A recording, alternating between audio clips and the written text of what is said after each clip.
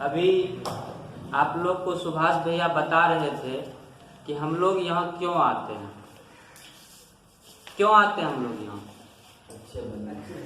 अपने जीवन को अच्छे बनाने के लिए। हमारा जीवन जो है दूसरे लोगों से बेहतर बने, उसको बनाने के लिए यहाँ आते हैं। हमारा जीवन दूसरे लोगों से कैसे बेहतर बने, पढ़ाई में कैसे हम लोग अच्छे बने, पढ़ाई में कैसे हम लोग उन्नत बने, पढ़ाई में कैसे सुदृढ़ बने, पढ़ाई में कैसे मजबूत हो, इसी कारण यहाँ आते हैं। और रिसर्च आया है, अभी इधर सुनाए भी थे आप लोगों को रिसर्च कि 2 ग्रुप में बांट दिया गया था, मेडिकल वाले स्टूडेंट को और आईआईटी वाले स्टूडेंट को। आईआईटी जो है, आईआईटी में इंजीनियरिंग का तैयारी करवाया जाता है और मेडिकल में डॉक्टर का तैयारी करवाया जाता है। तो उस ग्रुप को जो है 2 भागों में बांटा। जो आईआईटी के जो प्रोफेसर थे उसने और जो मेडिकल के प्रोफेसर थे उसने 2 ग्रुप में बांटा। ऐसे विद्यार्थी को बांटा जो गायत्री महामंत्र नहीं करते थे। मेडिकल स्टूडेंट में 25 को ऐसे विद्यार्थी को लिया जो कि गायत्री महामंत्र नहीं करते थे, और जो करते थे उसको अलग ग्रुप में शामिल किया, 25 को अलग ग्रुप में शामिल किया। और आईआईटी में भी प्रोफेसर वही किए थे, जो गायत्री महामंत्र करते थे उसको अलग ग्रुप में, और जो नहीं करते थे उसको अलग ग्रुप में बांटा। कुछ दिन के बाद, 1 महीना 2 महीना के बाद देखा गया जो विद्यार्थी पढ़ने में उतना इंटरेस्ट नहीं लेते थे, उतना रोज मतलब उसमें शामिल नहीं होते थे, वो विद्यार्थी भी धीरे धीरे क्या हुआ, गायत्री महामंत्र करके वो भी धीरे धीरे पढ़ाई में इंटरेस्ट लेने लगा। उसका बुद्धि किस में परिणत हो गया, सद्बुद्धि में परिणत हो गया। अगर किसी के पास, एक चोर के पास भी बुद्धि रहता है, जानवे करते हैं, कब चोरी कर लेगा आपको पते नहीं चलेगा। तो उसी प्रकार उसके पास बुद्धि है लेकिन सद्बुद्धि की कमी है। तो वही सद्बुद्धि देने का काम गायत्री महामंत्र करता है कि हम लोग क्यों पढ़ाई कर रहे हैं, पढ़ाई का मकसद क्या है, आगे चल करके हमको क्या करना है, पढ़ाई क्यों कर रहे हैं, वो कौन देता है, कौन करता है, मतलब अंदर से जुनून जगाता है, गायत्री महामंत्र। गायत्री महामंत्र की साधना हमें अंदर से मजबूत कर देता है, हमें अंदर से उन्नत बना देता है।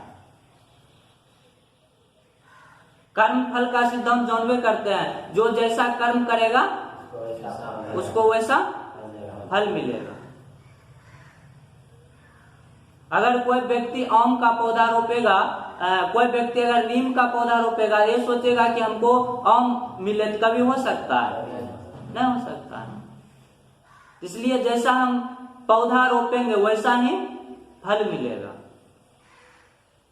जैसे अभी हम लोग यहाँ है, यहाँ कैसे है, जो पिछले कर्म किए थे उस कारण यहाँ पहुंचे हैं।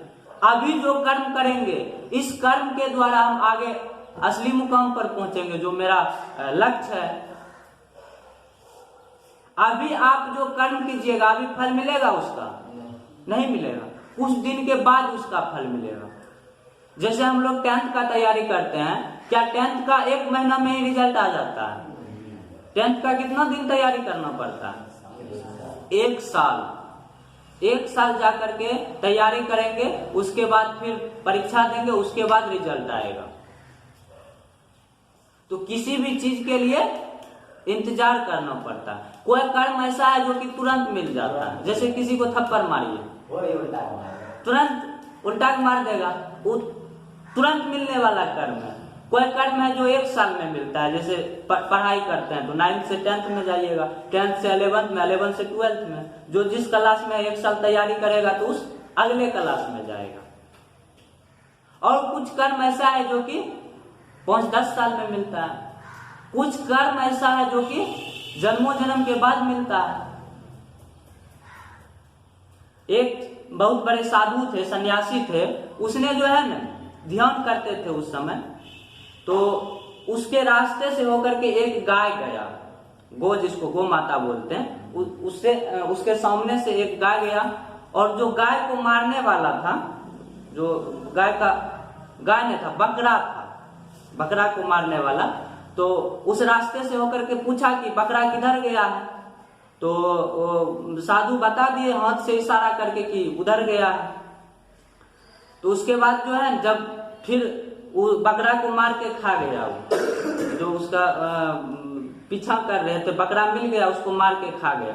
तो उसका देखिए कर्म कितना जन्म बाद मिलता है, अगला जन्म में उसका कर्म मिला। क्या मिला कर्म?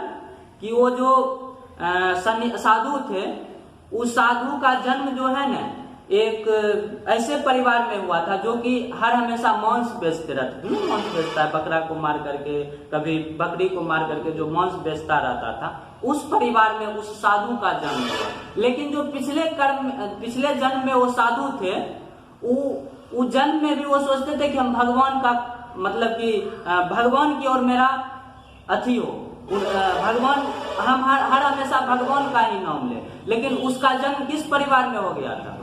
जो कि बलि देता था, बलि दे करके दूसरे को बेचता था। लेकिन वो सोचते थे पिछला जन्म में वो कुछ पुण्य किए थे, जिस कारण ये सोचते थे कि हम हर हमेशा भगवान का ही नाम लेते रहे, भगवान का ही गुणगान करते रहे।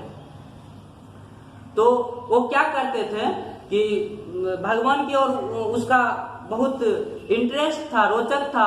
तो वो गए एक जगह जहां की पत्थर मिला, ठीक, भगवान का पत्थर मिला। वो पत्थर को जो है बटखरा बना लिया, पत्थर को क्या बना लिया? बटखरा। और उसी बटखरा से क्या तोलता था? मांस तोलता था। तो एक बार बहुत बड़े साधु आए उसी रास्ते से, बोले कि तो शंकर भगवान का पत्थर है, इसको आप इसमें काहे यूज कर रहे हैं मांस तोलने में? तो वो बोला कि मतलब हम गए थे वहां, जिस कारण लाए हम इसको मांस तोलने में। लेकिन फिर भी वो अंदर से किसका नाम लेते थे? भगवान का नाम लेते थे। तो कुछ समय बीत गया, वो पत्थर उससे छीन लिया। वो जो साधु थे, वो भगवान का भक्त थे, तो बोला नहीं, इसका जो है दुरुपयोग आप अथी में नहीं कर सकते हैं, कोई पाप कर्म में। तो पत्थर छीन लिया। पत्थर जैसे ही लेकर के गया तो बोला भगवान हमने क्या कर्म किया जो आप हमको ये सजा दे रहे हैं कि पत्थर छीन के लेट चल गया। वो तो उसको रात में स्वप्न दिया शंकर भगवान, ये पत्थर जहां से तुम लाया था उसके यहाँ दे आओ तुम पत्थर। तो पत्थर लेकर के वो जहां से छीना था उसको दे दिया। बोला कि भगवान मेरे सपने में आए थे और बोले थे कि पत्थर जहां से लाया था वहां दे आओ, तुमसे भी ज्यादा भक्त मतलब कि मेरा भक्त है वो। तो और अंदर से उत्साहित हो गए कि भगवान मेरा इतना नाम ले रहे हैं फिर भी हम ये काम कर रहे हैं। तो वो छोड़ दिए वो काम और कहाँ चल गए? सोचे कि हम दर्शन की ओर जाएंगे, बद्रीनाथ। जैसे ही गए दर्शन की ओर, तो जाने में तो 2-3 रोज लग जाता है, जानबे करते हैं, पैदल जाता था। तो जैसे ही रास्ता मिला, रास्ता में जो है रात हो गया। रात हो गया तो किसी व्यक्ति के यहाँ वो ठहरे थे। बोला कि बाबा है, इसको बढ़िया से भोजन व्यवस्था कर दो। देखने में बहुत ही पुष्ट थे। जिस व्यक्ति के यहाँ ठहरे थे वो अकेले थे और उसकी पत्नी थी। तो हिष्ट पुष्ट देखे तो उसकी पत्नी उस पर आसक्त हो गई, नहीं होता है, आसक्त हो गई। सोचा कि हम इससे जो है विवाह करेंगे। लेकिन वो भक्तिमय थे जीवन उसका, तो बोले नहीं हम शादी नहीं करेंगे। तो इसी कारण जो है रात को जो है अपना पति को मरवा दिए। कौन? उसकी जो मतलब जिसके यहाँ ठहरे थे वो, उसकी पत्नी अपने पति को मरवा दिए और मरवा करके हल्ला कर दिए कि यही व्यक्ति जो है मेरे पति का मतलब खून किया है। तो राजा उस समय जो सजा मिलता था तो ले गया राजा के पास। राजा के पास ले गया, बोला हमने कुछ किया भी नहीं फिर भी मेरा ये कर्म मिल रहा है, आखिर क्यों? तो राजा बहुत बड़े मतलब विद्वान आदमी थे। तो बोले आपने जो है ना जरूर पिछले जन्म में कोई कर्म किया होगा जिस कारण इस जन्म में आपको सजा मिल रहा है। और उसका हाथ काट दिया, वो सजा के रूप में उसका हाथ काट दिया। तो वह इसका निष्कर्ष ये मिलता है कि वो जो महिला की जो पत्नी थी, वो जो पिछला जन्म में बकरा था जिसको वो काटा था, उस जन्म में वो उसका पत्नी बना। और जिसको काटा उस जन्म में वो कौन था? जो बकरा काट कर खाया था, शिकारी। उसके बाद वो जो इशारा दिया था वही सन्यासी था, हाथ से जो इशारा दिया था। इस जन्म में उस हाथ को काटा गया, उसके हाथ को। और इस जन्म में वो बकरा जो है उसकी पत्नी के रूप में आया और उसका वध किया।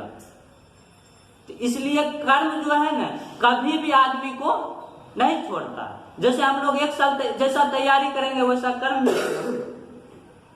2 साल वाला जो कर्म होता है 2 साल में मिलता है। अभी हम लोग तैयारी कर रहे हैं यूपीएससी बीपीएससी का, तो कितने साल के बाद ये कर्म मिलेगा? 3 साल 4 साल के बाद कर्म मिलेगा। जैसा कर्म करेंगे, अगर अच्छा तैयारी करेंगे तो कर्म मिलेगा, जिस अनुसार तैयारी करेंगे उस अनुसार कर्म मिलेगा। अभी आप लोग 9 10 में है, 9 10 के अनुसार कर्म कीजिएगा वैसा फल मिलेगा। एक व्यक्ति होता है लोभी। अब लोभी व्यक्ति का कहानी सुनाते हैं। लोभी व्यक्ति जो है क्या होता है कि वो गया, उसको नारियल खाने का मन हुआ। ठीक, कहानी हम सुने थे कहीं, नारियल खाने का मन हुआ तो गया, तो शुरू में दाम पूछा तो बोला कि 10 रुपया में एगो नारियल देंगे।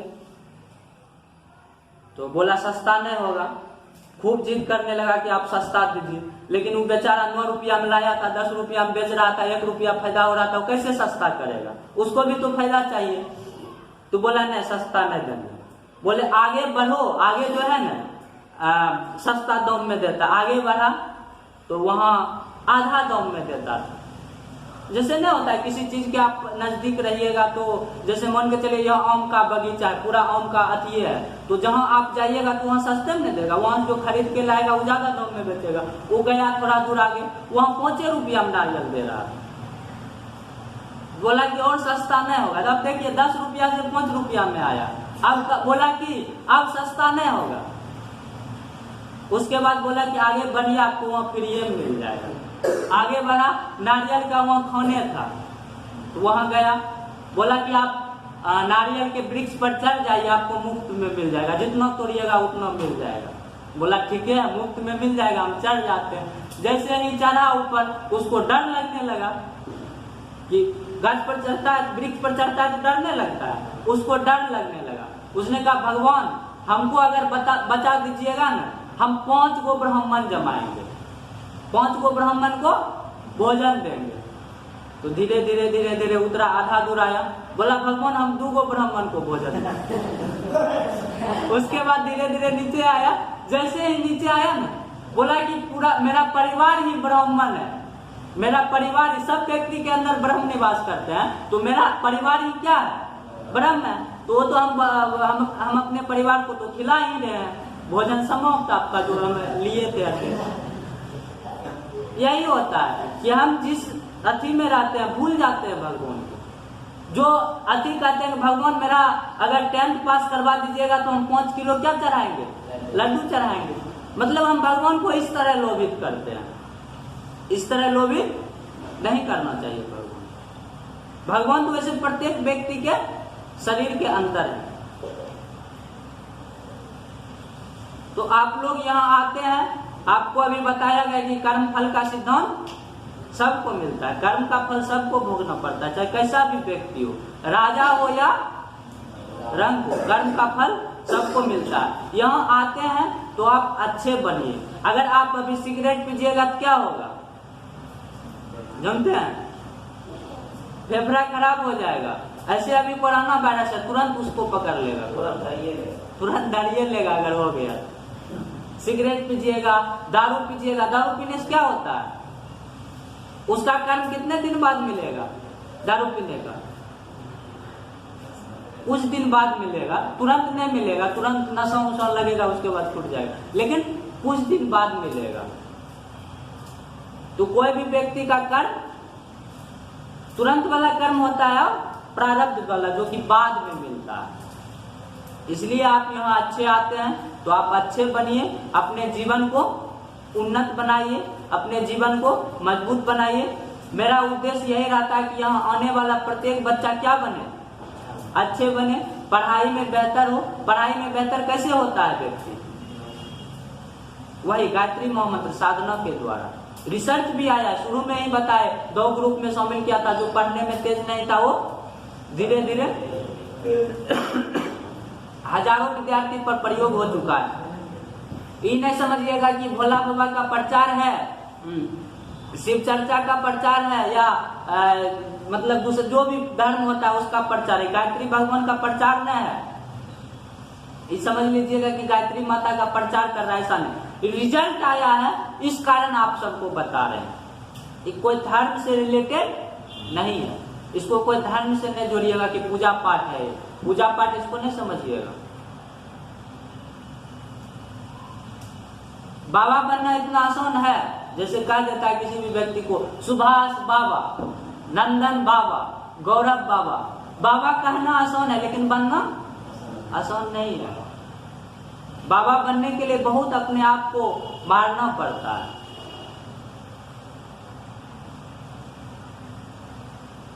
इसलिए आप यहाँ आते हैं, अगर ध्यान करिएगा तो ये नहीं समझ जाइएगा कि हम बाबा बन गए, ऐसा नहीं।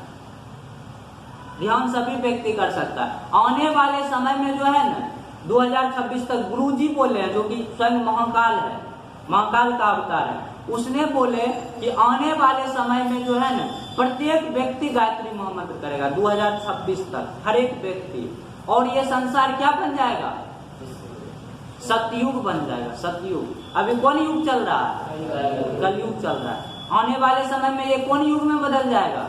सतयुग में। जो पापी होगा, जो दुराचारी होगा, समाज में उसका वैल्यू होगा?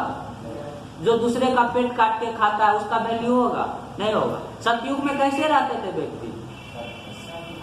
बात का वैल्यू रहता था, अगर कोई कुछ बोल देते थे तो उसका वैल्यू है। लेकिन अभी के समय में सुबह में बोले शाम को गए वहां तो नहीं, हम नहीं पहचानते। आप क्या बोले थे? भूल गए। जबकि यादों पड़ देता है कि आप ही बोले। अभी का ऐसा है, लेकिन आने वाले समय में सब व्यक्ति गायत्री महामंत्र करेगा तो सबका बुद्धि किसमें परिणत होगा? सद्बुद्धि में। अच्छे विचार उसके अंदर आएंगे। इसलिए आप सब यहाँ आते हैं, कम से कम आप सब अच्छे बनिए, हम सब अच्छे बने। तब जो है क्या होगा? तब दूसरे व्यक्ति हम सब का सीखेंगे और वो भी अच्छे बनते चले जाएंगे। तो हम अपनी वाणी को यहीं विराम करते हैं।